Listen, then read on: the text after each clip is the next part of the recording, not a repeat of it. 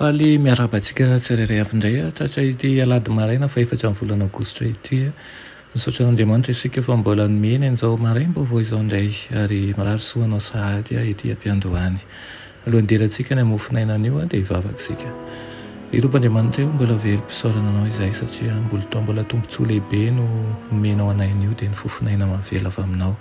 Misaotra ihany koa tompo izay manosokatra ny masom-pananay amin'ny alalan'ny teninao. Misaotra sahady ny amin'ny zavatsoa rehetra izay ho ataonao amin'ny fiainanay. Ampianaro hanana faharetana izahay ary ampianaro ihany koa hitombo fitiavana amin'ny fanarahana anao. Amin'ny anaran'i Jesosy, amen. Lohatenin'ny mofinainantsika androany dia manao hoe amintsika Andriamanitra.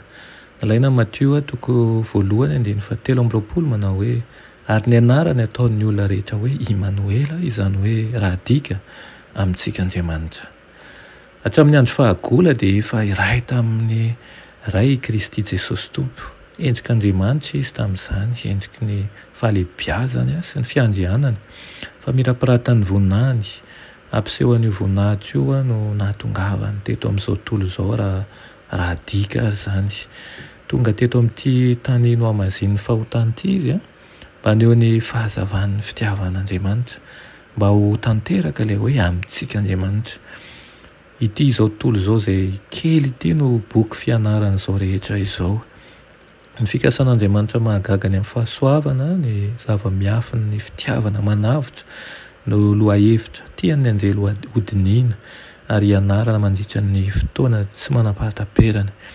Ny voavoatra sy ireo voaritry ny fahalovana dia samy ahita siansa ho azy sy toy ny koira ho vetesiny ao amin'ny hazo fijalian'i Kristy. Ho hita fa ny voninahitra izay mamirapiratra eo amin'ny tavan'i Jesosy dia voninahitra ny fitiavana manao sorona ny tenany. Fahompon'Andriamanitra ny loharan'ny fitiavana tsy mitady ny azy. Azon'i Jesosy nataony nijanona teo anilan'ny ray, azony nataony nitahirany voninahitra ny lanitra sy ny fankalazan'ny anjely. Nefa nifidiny namerina ny te-mpanjakana teo ampelan'ny ray izy mba azahoany mitondra fahazavana ho an'izay rakotry ny aizina sy fiainana ho an'izay mila ho faty. Efa naseho mialoha tamin'ny alalan'ny aloka sy ny tandindony io fikasana lehibe io. Ilay romeny rehatra izay nasehon'i Kristy tamin'i Mosesy dia nanambaran'Andriamanitra, nanarina ny voninahitra tao amin'ny tandindona ambany indrindra. Ilay Andriamanitra be famindrampo mba azahoa Mosesy mibanjina an'izany nefa velona. Dia toy izany koa tao amin'ilay andro raona no ny andro sy ny andro hafa ihany koa no ny alina no tenenan'Andriamanitra tamin'ny Israely mba anehoany ihany koa ny sitrapony tamin'ny olombelona ary nizarany fahasoavany taminy. Nampileferiny ny voninahitr'Andriamanitra ary nosaronana ny fiandrianany mba azahoany ity masontsika kely ity izay manana hery voafetra mibanjina an'izany.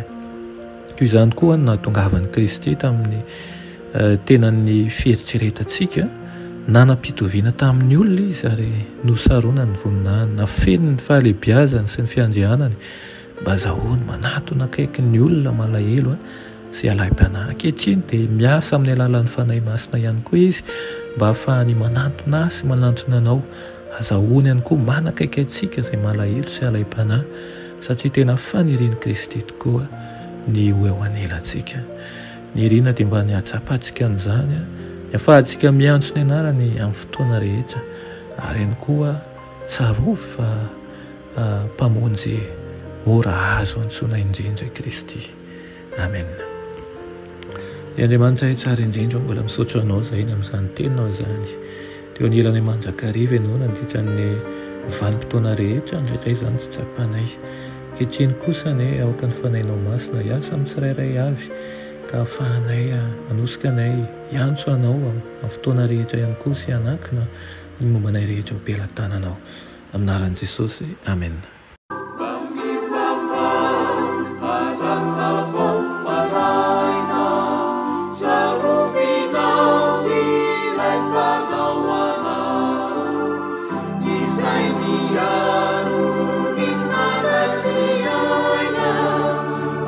Salam